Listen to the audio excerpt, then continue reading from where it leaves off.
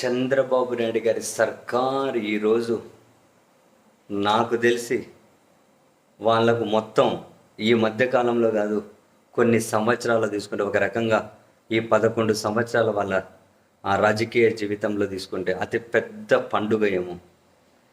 ప్రధాని నరేంద్ర మోదీ గారి చేతుల మీదుగా అమరావతి రీలాంచింగ్ అంటే ఆ పునర్నిర్మాణ పనులు అట. దీని ద్వారా అమరావతికి బ్రాండింగ్ వస్తుంది అని, ధరల రేట్లు పెరుగుతాయి అని చెప్పి పెద్ద ఎత్తున చంద్రబాబు నాయుడు గారు ఆశలు పెట్టుకున్నారు.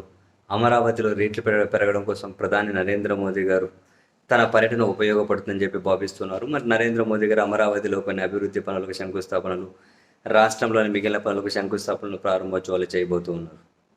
ఓవరాల్గా ఈ సభ సక్సెస్ చేయడం కోసం ప్రభుత్వం 14,000 బస్సులు ఏర్పాటు చేసింది రాష్ట్ర వ్యాప్తంగా. కరెక్ట్గా 2 గంటల సేపు గన్నవరం విమానాశ్రయంలో ప్రధాని గారు దిగిన దగ్గర నుంచి మళ్ళీ అక్కడికి చేరుకునే వరకు 2 గంటల సేపు మాత్రమే రాష్ట్రంలో ఉండబోతున్నారు.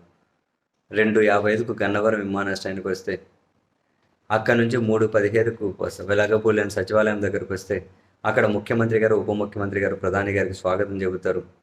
అక్కడి నుంచి సభా వేదిక, విమానాశ్రయంలో మంత్రులు, అధికారులు స్వాగతం చెబుతారు. సభా వేదిక మీద 1:15 సేపు ఉంటారు. మొత్తం అంతా కలిపితే విమానాశ్రయంలో అడుగుపెట్టి పోయేంత వరకు 2 గంటల సేపు. సో భారీగా ఆశలు పెట్టుకున్నారు.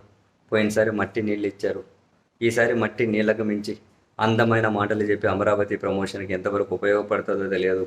సరే, ఈరోజు రాళ్ళు శంకుస్థాపనలు చేసి అవి ఎప్పటికి పూర్తి అయితే తెలియదు, కానీ ఈరోజు శంకుస్థాపనలు చాలా పెద్దగానే అయితే వేయనిస్తూ ఉన్నారు. సరే, దీనికి కొందరిని వీఐపీలని, వివిఐపీలని చెప్పి కొందరు ఇన్వైట్ చేశారు.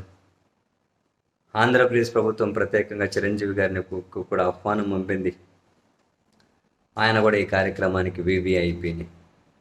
అయితే మనం కనుక ఇక్కడ ప్రధాని గారిని, ముఖ్యమంత్రి గారిని పక్కన పెడితే, ఈ వేదిక మీద మళ్ళీ సెంటర్ ఆఫ్ అట్రాక్షన్గా చిరంజీవి గారు, వాళ్ళ తమ్ముడు జనసేన అధ్యక్షులు, ఉప ముఖ్యమంత్రి గారు, వీళ్ళిద్దరూ, చిరంజీవి గారు వాళ్ళ తమ్ముడే ప్రధానంగా, అంటే అపార్ట్ ఫ్రమ్ ఈ కీలకమైన వ్యక్తులు పోతే వీళ్ళిద్దరూ సెంటర్ ఆఫ్ అట్రాక్షన్గా నిలవబోతూ ఉన్నారు.